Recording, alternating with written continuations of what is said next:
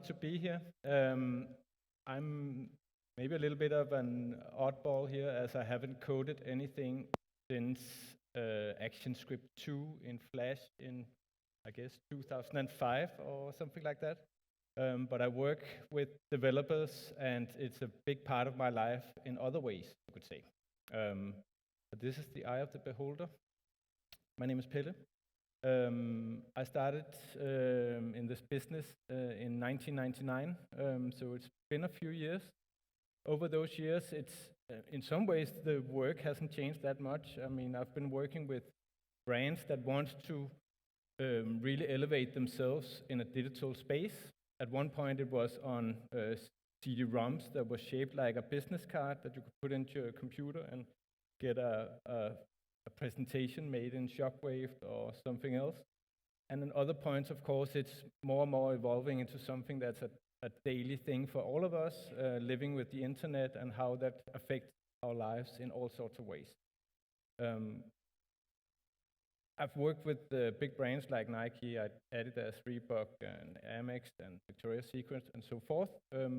But it doesn't really change the fact that we also work with very small clients, and it's kind of the same thing, and sometimes it's actually easier to do something really nice with a company that's not so restricted by a lot of different things.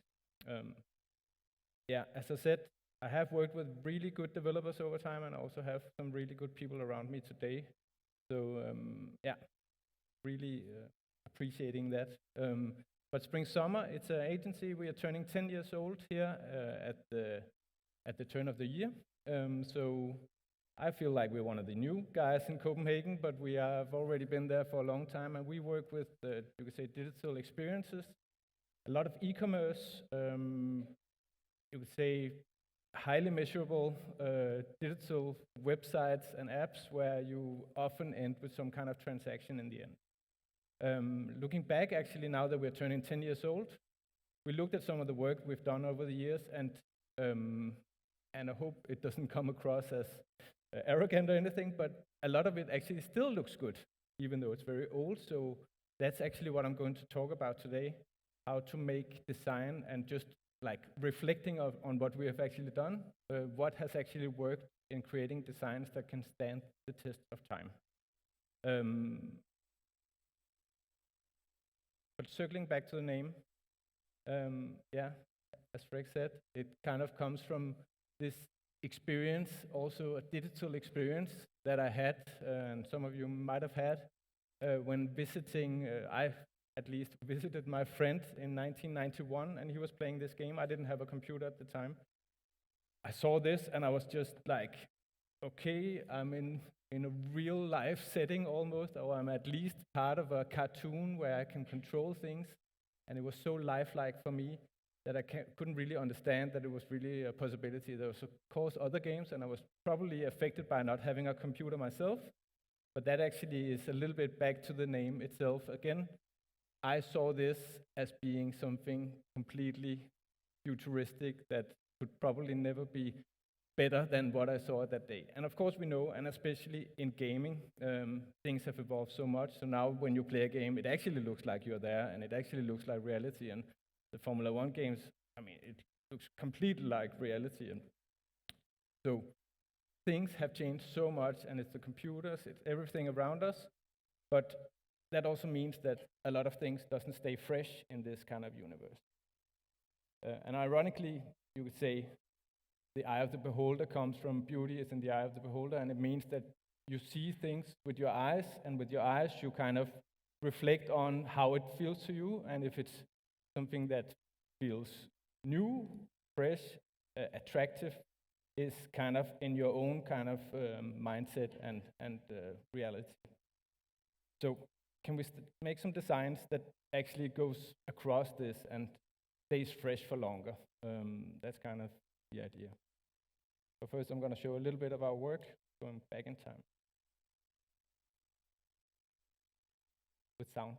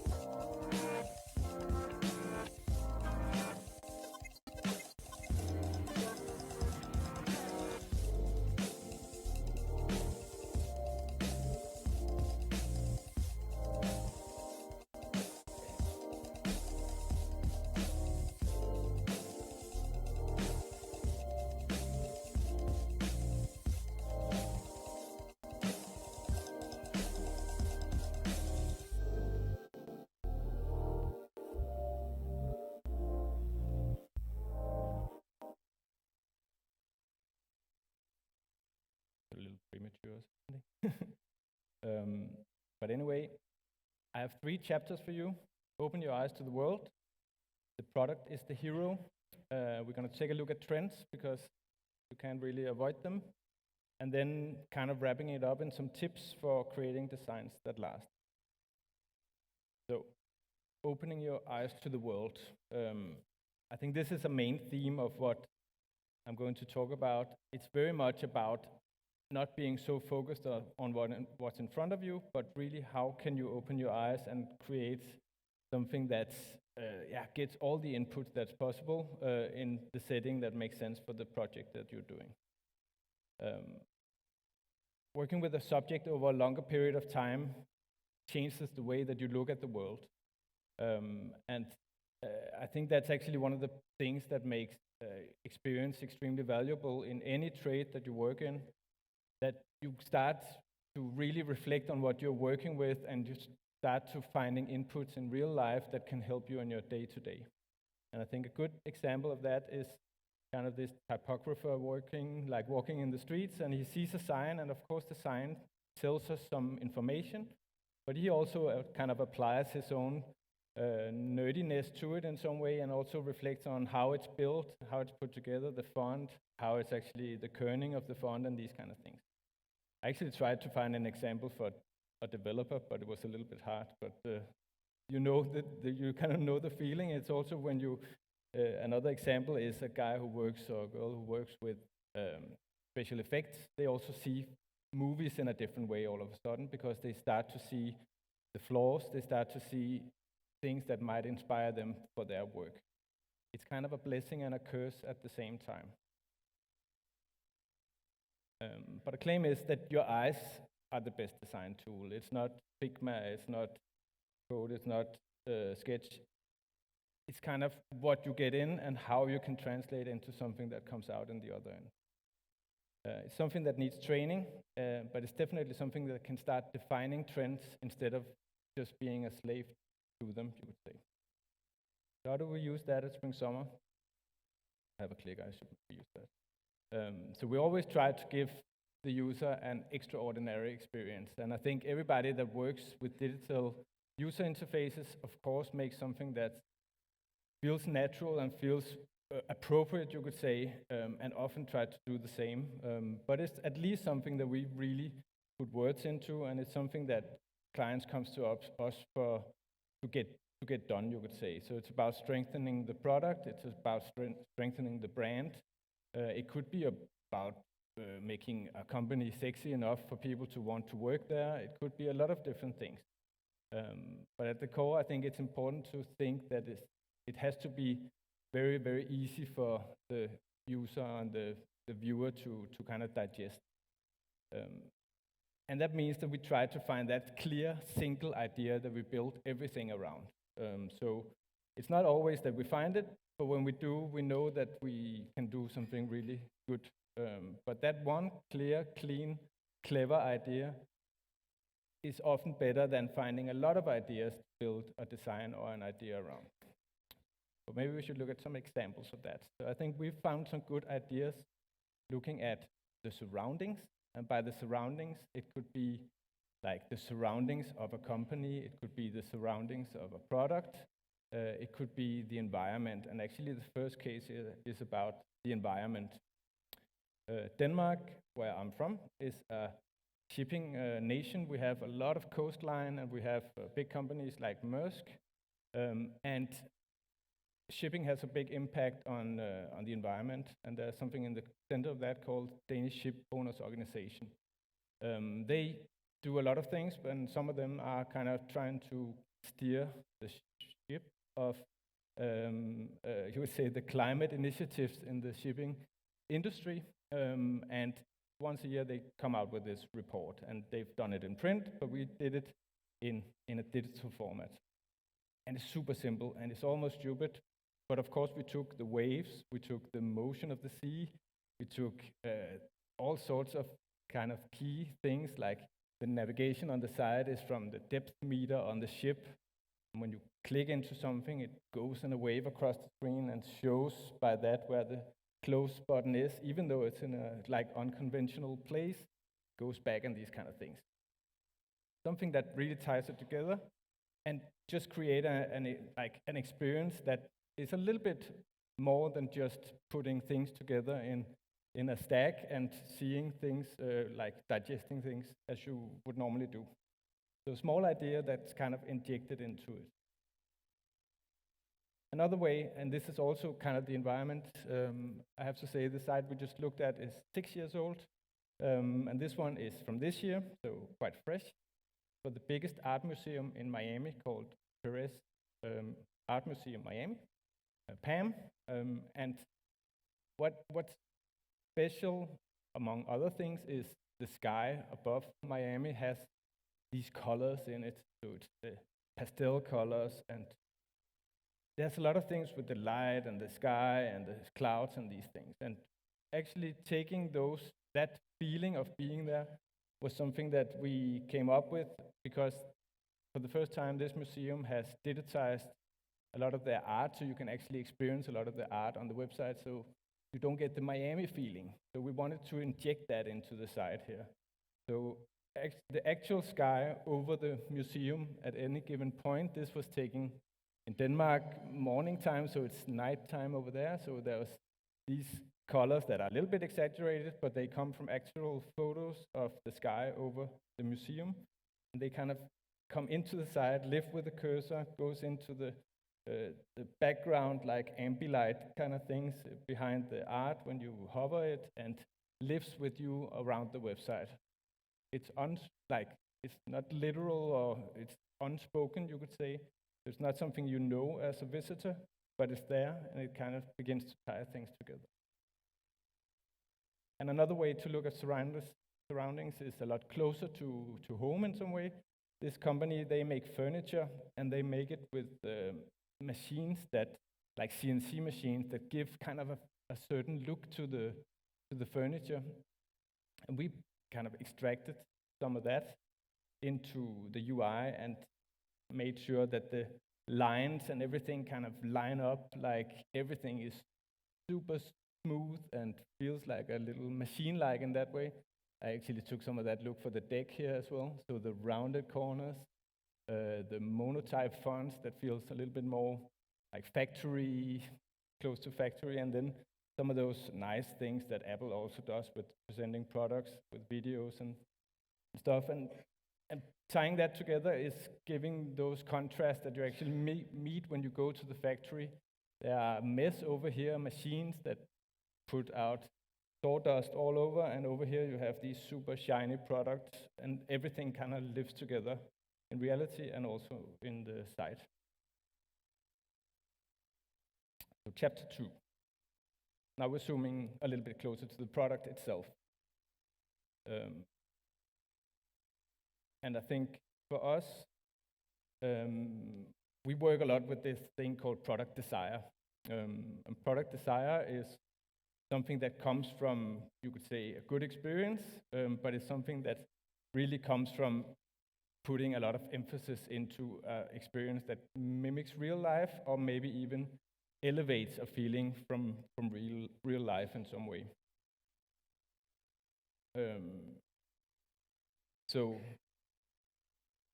There's no real recipe for how to do that, but I think there are some examples that we have where I think we kind of nailed it in some way.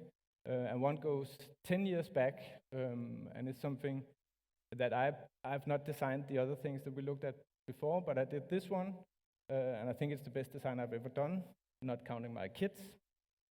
And it's for Swatch, and it's for the art versions of the Swatch watches where they collaborate with artists, and they've done that since '83. And it's basic in the way that you have 3 zoom levels, and you like pinch. It's an app for iPad. It's for iPad 1 back at the time. You pinch, and wherever you touch a watch, and from that watch you pick a color, and the gestures you do in the background make art in the background. So basically, you make art while browsing art. And that idea in itself is as simple as I really would love to do every time, but it's not always that you can do that, and that it's, of course, a lot of different scenarios that kind of need to fall together. But on top of that, also the 3 Zoom levels, where the inner one is the one where you can read about the product itself, read about the artist, and get some of these information. Quite simple. And talking about simple, Simply Chocolate is a chocolate brand from Denmark. They make these chocolate bars, and for some reason they wrap them in something that looks like a condom package, but they're quite a lot bigger, so you're not in doubt, which is good. And we made a site for them, and I think it's 5 years ago now. And this site has been very important for us at Spring Summer in the way that I think some company from somewhere in the world come to us once a week wanting something exactly like this. And you cannot do that, and we don't sell sites that we already done for others, but you could not, I mean, it's so tailored to what it is, because it's exactly what you would do in real life. So you choose a chocolate from a list or from a counter, you buy it, you take off the wrapping, and you consume it. That's kind of the basic idea of what you do in here. And when you snap off the chocolate, that's also where you read about what it contains and these kind of things. So it's also kind of timed and orchestrated in that way. The product is in focus at all times, and it's of course extremely tailored. You could not just, it's not a normal website in that way.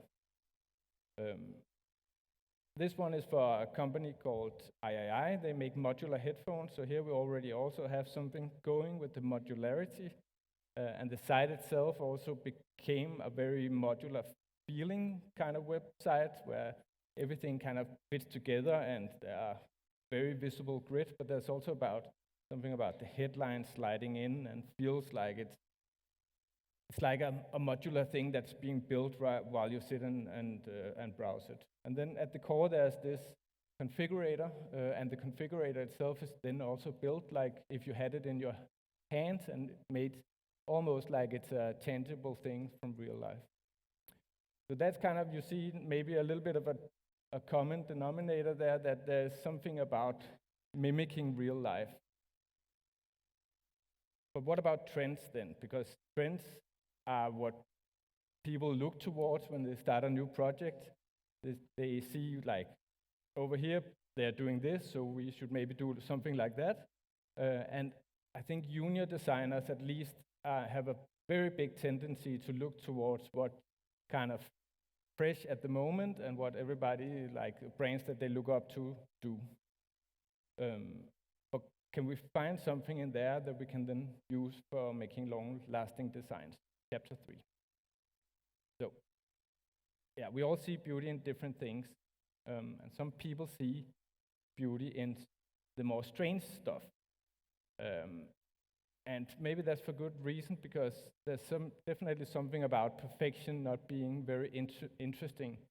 So everything that's like super symmetric is a little bit boring, and when the grid is not, like when there's nothing that kind of breaks a grid, it becomes very boring. Perfection is just boring, but it is kind of part of a process, at least, to breaking the perfection and making something that kind of catches your eye, you could say. So can we find anything in trend? I have 3 trends for you to look at.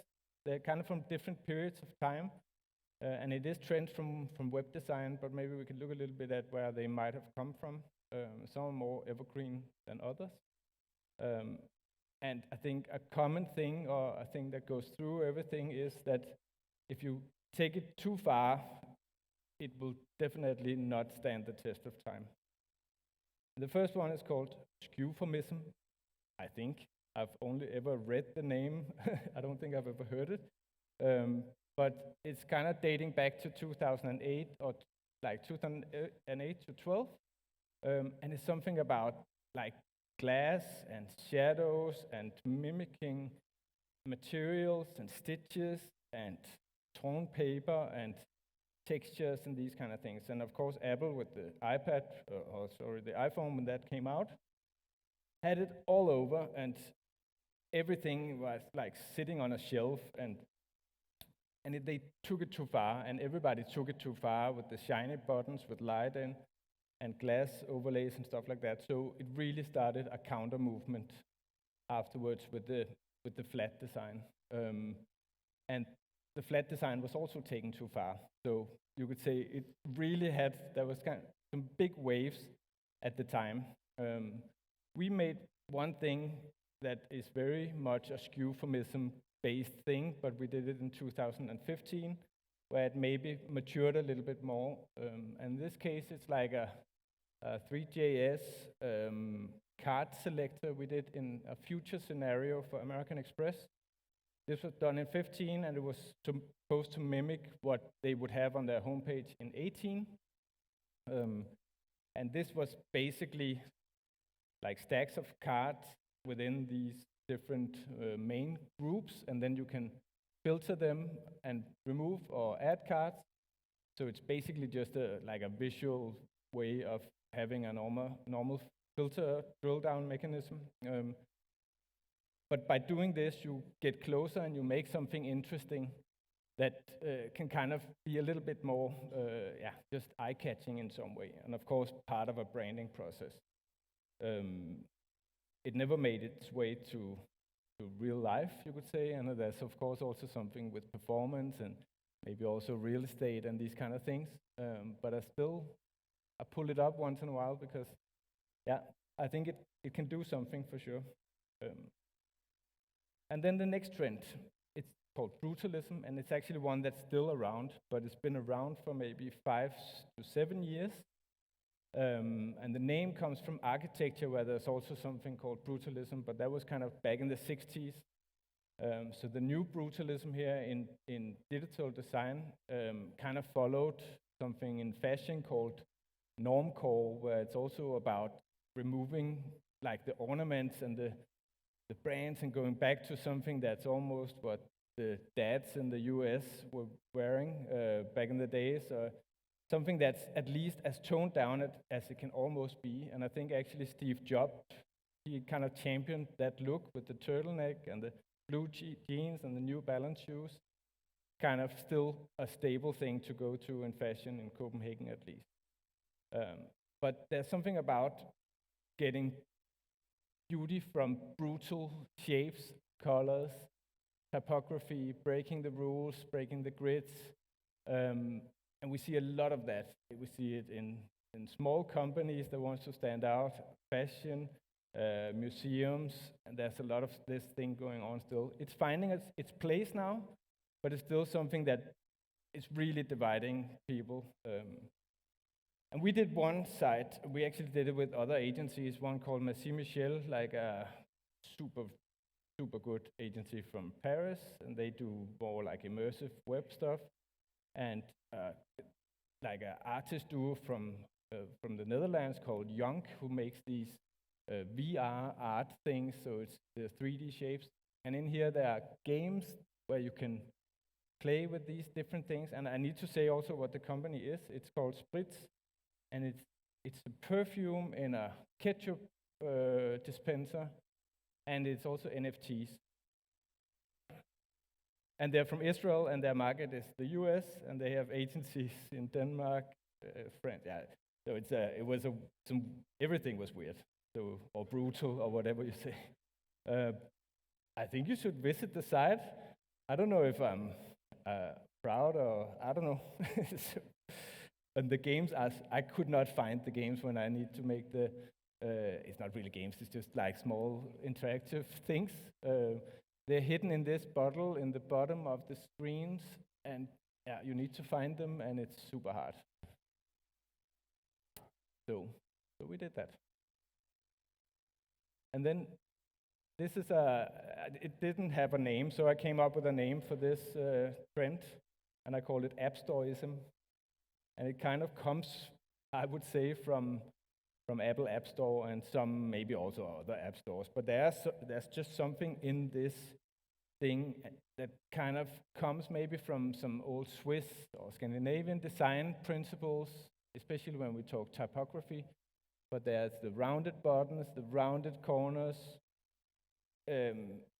it's the modern look. It's the modern look for apps, but you also see it a lot in web design, especially in like portfolio designs, agency sites, and these kind of things. And it's also a weird one, because I think there's definitely things from this look that will survive a lot longer, but it's also a little bit tiring in some way because it's such an easy way out in some way to kind of go in that direction. But we recently launched a site that's also kind of utilizing this kind of trend, you could say. And maybe I should talk a little bit about the product first, because I think it's super genius, and it's called Canary.